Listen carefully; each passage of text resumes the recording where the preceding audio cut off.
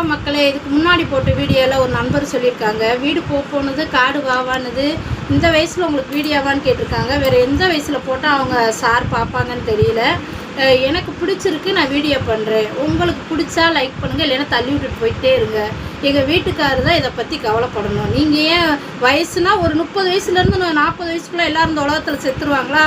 அப்போ வேறு எனக்கு மேலே வயசில் வீடியோ போடுறவங்களெல்லாம் பார்ப்பீங்களா?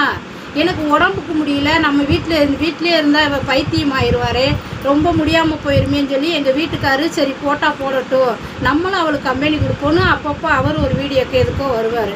அவர் அந்த ஹெல்ப் பண்ணுறாரு எனக்காண்டி. எங்கள் வீட்டுக்காரரு எனக்கு தெய்வம் மாதிரி. ஏன்னா அவர் நான் என்ன சொல்கிறேனோ அது சரின்னு சொல்லுவார். வேறவங்க தப்பான வீடியோவெல்லாம் பார்த்துட்டு அவ்வளோ கமெண்ட் பண்ண மாட்டீங்க. யாராரும் ஒருத்தவங்க அப்புறாணியா சும்மா ஒரு டைம் பாஸ்க்கு ஒரு வீடியோ போடுறவங்களுக்கு 1000 கமெண்ட் வந்துடுவீங்க. இந்த போட்ட நண்பர்களுக்கு சொல்கிறேன், நான் தேவையில்லாமல் பேட் கமெண்ட் போடாதீங்க. பிடிக்கலைன்னா தள்ளி விட்டுட்டு போயிருங்க.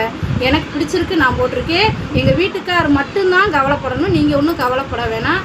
இந்த வீடியோ பிடிச்சிருந்தா லைக் பண்ணுங்கள். நான் சொன்னது உண்மையாக என்னான்னு சொல்லி கமெண்டில் சொல்லுங்கள் மக்களே.